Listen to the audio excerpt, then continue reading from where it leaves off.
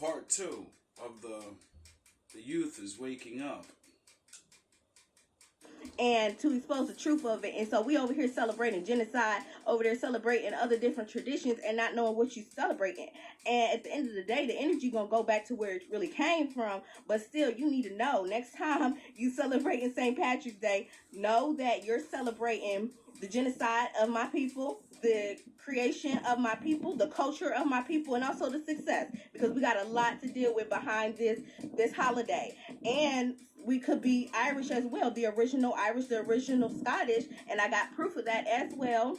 And I even know in my heritage I am, because my mother's name is, her family name is Kelly. There even is a Kelly clan. Come on now. Oh, I wonder if there's a wolf clan.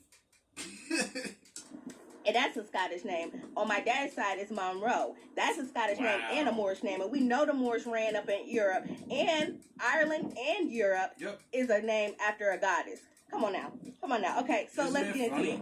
Let's get it. Isn't that weird? St. Patrick's real name was Maewyn Succut.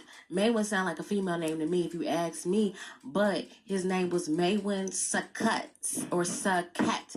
There is evidence of him being born in Scotland or in Wales, but actually he was born from Britain, and they said that he got kidnapped on a ship that was, because Scotland and Britain, if you know about their history, they always been beefing, right? So they had kidnapped certain people from Ireland or from Britain for Ireland slaves and hostages. So they said that he was kidnapped when he was 16, brought to Ireland. They don't say what he was doing in Ireland. That sounds like some blood and Crip shit. These niggas are just gangbangers. Kidnapping each other and shit over turf. Like, what the fuck is this? He was working the fields or anything. And so back then, slavery didn't have no color. Anybody could go through slavery. So, yes, he was a Gentile or he was a Caucasian. So I don't even know why we called him Gentile, because these people ain't been gentle. They've been gentle. Because Gentile is a derivative from their father. The things that aren't gentle at all, and they're waiting to get their hands on us. Like our father said. See, their father is not so gentle. And they want to bring their daddies back.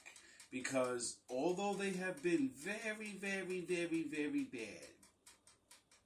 Very bad. This is nothing compared to what my father said their father was doing back in the day to our forefathers. He said it was so bad, it's going to make us crap our pants. So, they're gentle. Think about 500 years ago when we were getting clubbed for saying what you're saying. See, it's because they're gentle. Something has come over them. I don't know what that is, but they are. To my people. So I don't know why we call them Gentile, but that's what the Bible calls them. That's what the Most High calls them. So we're going to call them Gentile. And so when he was in Ireland, he went ahead. You break up Gentile and it's Gene-ile. And escaped and made it to France. Genes, specific bloodline. In France, he went and studied in a monastery, and he wanted to become, a Catholic and teach Christianity to other people. So they saying that, but he's not even identified as a saint in the saint catalog of saints. Of Catholic saints, that's supposed to have ministry and who's supposed to have the title to go around doing these things. So he ended up going back to Ireland after he reacquainted with his family in Britain, and they was like, "Don't leave. We don't want you to go."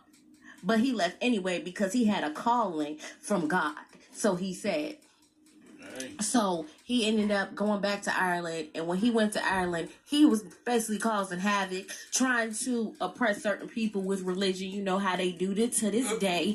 And yes, I'm going to say it, that religion has been used to oppress certain people and used as a religious witchcraft. Holy shit, did you know there was a book named How to Make a Negro Christian? I never heard of that book. To brainwash certain people to believe a certain thing when the truth is something totally different. It's kind of throwing up distractions, throwing up programming to get people to be submissive. And I had to say it because, I had some Christian come over to my